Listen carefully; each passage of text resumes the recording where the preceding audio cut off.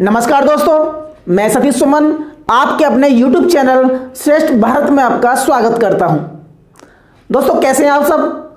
आशा करता हूं आप सभी अच्छे होंगे। दोस्तों, हमने पिछली वीडियो के माध्यम से पढ़ा था चारों बौद्ध संगतियों के बारे में, जिसमें हमने बताया कि उन बौद्ध संगतियों का आयोजन कब किया गया, किस स्थान पर किया गया, किस शासक के संरक्षण में किया गया और किसकी अध्यक्षता में किया गया, और उन आयोजन के दौरान क्या क्या बातें हुई, उन सब के बारे में आपको विस्तार से बताया गया। ठीक है, आज पढ़ेंगे हम उसी से संबंधित यानी कि त्रिपिटकों के बारे में, जो कि बौद्ध धर्म का एक महत्वपूर्ण ग्रंथ माना जाता है। इनकी रचना पाली भाषा में की गई है। पाली भाषा का चलन सारे समुदायों में था। ठीक है, तो आज पढ़ेंगे हम त्रिपिटकों के बारे में। ठीक है, त्रिपिटक का मतलब होता है तीन पिटक। तीन पिटक, जिसको पाली में त्रिपिटक कहा जाता है। पाली में कहते हैं हम, पाली में त्रिपिटक, और संस्कृत में कहेंगे हम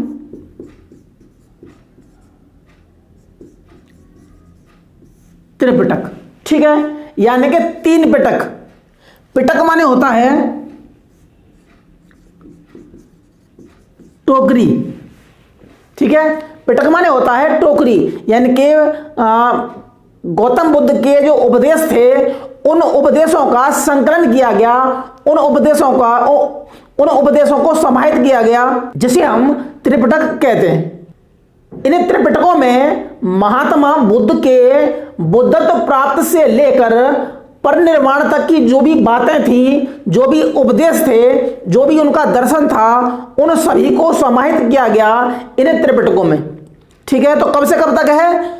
महात्मा बुद्ध के बुद्धत्व प्राप्त से लेकर परिनिर्वाण तक।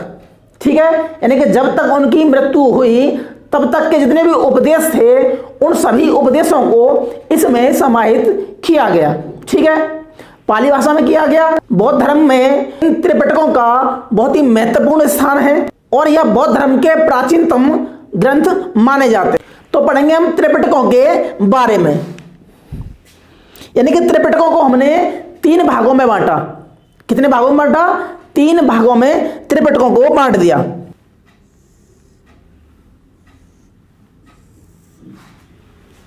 तो तीन भागों में बांटा। तो पहला है सूत पिटक, दूसरा विनय पिटक, और तीसरा अभिधम्म पिटक।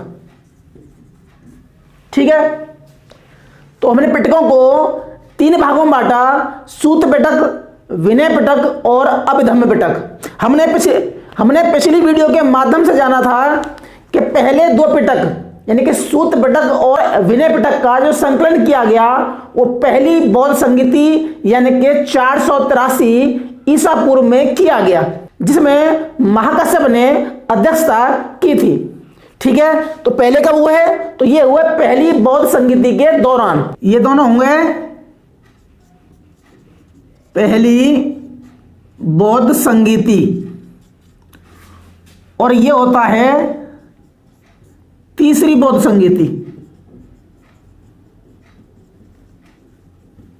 ठीक है, तो एक बात है हमने यहां ही जान ली कि सूत पिटक और विनय पिटक का जो संकलन किया गया वो पहली बौद्ध संगीति के दौरान किया गया, और तीसरे पिटक यानी कि अभिधम्म पिटक का संकलन जब किया गया जब तीसरी बौद्ध संगीति का आयोजन किया गया था। इन त्रिपिटकों के अंतर्गत 17 ग्रंथों का समावेश किया गया है। तो इसमें 17 ग्रंथ शामिल हैं। पहले पढ़ेंगे हम सूक्त पिटक। ठीक है, जो सूक्त पिटक है वो इसलिए कहा जाता है एनसाइक्लोपीडिया क्योंकि सूक्त पिटक सबसे बड़ा है और सबसे श्रेष्ठ माना जाता है। इसमें सूक्त का अर्थ होता है धर्म उपदेश। तो इसमें गौतम बुद्ध के उपदेशों को इसमें संकलित किया गया है। ठीक है, तो क्या किया है? बुद्ध के धम्मोपदेश। ठीक है, तो क्या है सूक्त पिटक में कि इसे इंसाइक्लोपीडिया कहा जाता है और इसमें धम्मोपदेश को भी शामिल किया गया है और यह गद्य और पद्य दोनों में शैली में है। ठीक है, सूक्त पिटक को भी हमने 5 भागों में विभाजित किया है। अब कौन कौन से देख लेते हैं हम। तो 5 भागों में विभाजन किया गया है। त्रिपिटक, इनको बांटा हमने 3 जगह।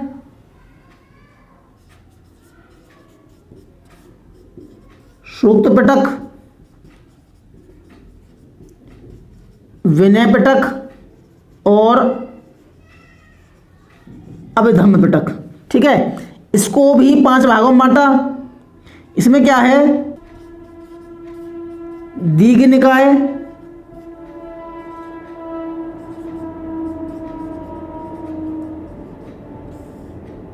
मध्यम निकाय,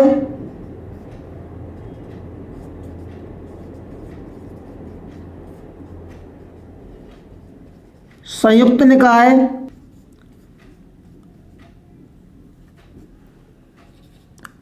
अंगुत्तर निकाय और हो गया खुद्दक निकाय। ठीक है, विनय पिटक को भी अपने 3 भागों में बांटा। पातिमोक्ष, सूक्त विभंग,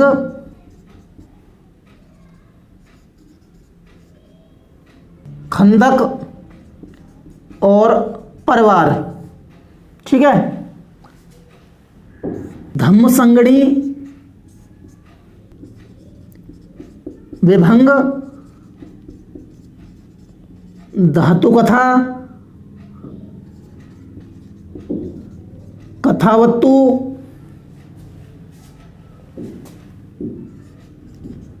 यमन।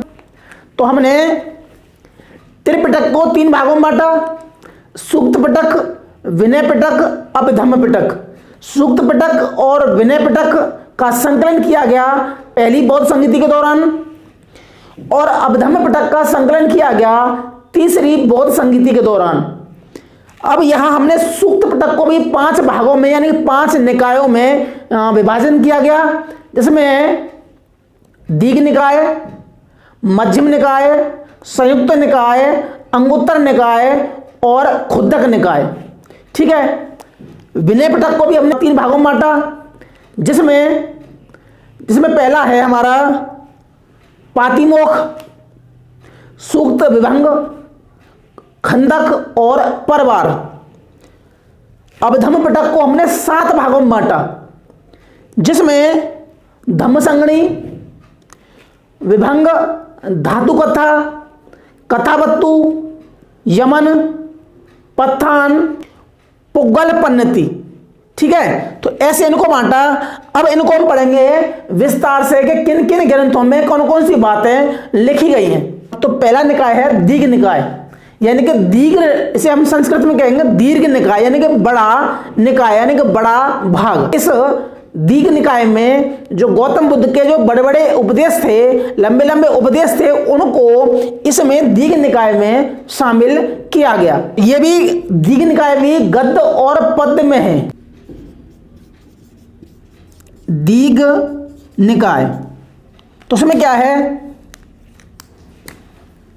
ये भी क्या है, गद्य और पद्य में है। इसका एक बहुत ही महत्वपूर्ण सूक्त है जिसका के नाम है महापरिनिर्वाण सूक्त, जिसमें गौतम बुद्ध के मृत्यु, उनके अंतिम उपदेश, उनके अंतिम जीवन के बारे में, उनकी अंत्येष्टि का वर्णन किया गया है दीघ निकाय के अंदर। ठीक है, दूसरा है मध्यम निकाय। दूसरा क्या है, मध्यम निकाय। इस मध्यम निकाय में भगवान बुद्ध को कभी तो साधारण व्यक्ति के तौर पर दिखाया गया है, तो कभी अलौकिक शक्ति के रूप में दिखाया गया है। इसी के अंतर्गत महात्मा बुद्ध द्वारा मांस भक्षण पर चर्चा की गई है और वर्ण व्यवस्था का भी इसके अंदर विरोध किया गया है। तीसरा निकाय है संयुक्त निकाय।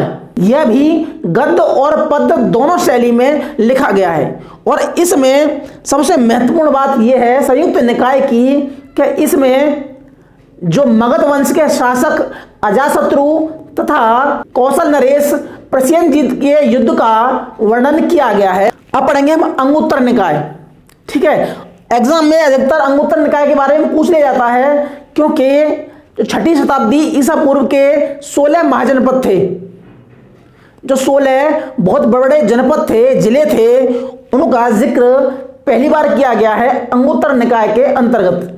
ठीक है, यानी कि 16 महाजनपद किस किस में आते हैं, तो एक तो आते हैं अंगुत्तर निकाय में और आते हैं जैन धर्म के शास्त्र, जैन धर्म के ग्रंथ भगवती सूत्र में। ठीक है, तो अंगुत्तर निकाय में 16 महाजनपदों का उल्लेख किया गया है। अब है खुद्दक निकाय। भाषा शैली के हिसाब से खुद्दक निकाय सबसे लघु निकाय माना जाता है। इसके भी इस खुद्दक निकाय के भी कई भाग हैं, यानी जातक कथा किसके अंतर्गत आती हैं, तो खुद्दक निकाय के अंतर्गत आती हैं जातक कथाएं। ठीक है, उत्थान इसी में है, थेर गाथा और थेरी गाथा भी इसी के खुद्दक निकाय के अंतर्गत आता है। ठीक है, खुद्दक पाठ भी इसी में आएगा। तो ये हो गया हमारा सूक्त पिटक। ठीक है, अब पढ़ेंगे विनय पिटक। इस विनय पिटक के माध्यम से संघ में जो बौद्ध भिक्षुओं थे, जो बौद्ध भिक्षुओं के संघ में बौद्ध भिक्षुओं के आचार विचार संबंधी नियमों का वर्णन किया गया है विनय पिटक के अंतर्गत। तो विनय पिटक को हमने 4 भागों में बांटा। पातिमोक्ष, जिसे हम संस्कृत में प्रतिमोक्ष कहते हैं, यानी कि इसमें अनुशासन संबंधी बातों को बताया गया है। जो संघ के अंतर्गत अनुशासन संबंधी बातें थी, अगर उनका उल्लंघन होता है किसी कारण से, तो उनके लिए प्रायश्चित का प्रावधान भी पातिमोक्ष ग्रंथ के अंतर्गत किया गया है। सूक्त विभंग। सूक्त विभंग को भी हमने यहां 2 भागों में बांटा, महाविभंग और भिक्षुण विभंग। तो सूक्त पिटक को हमने 2 भागों में बांटा,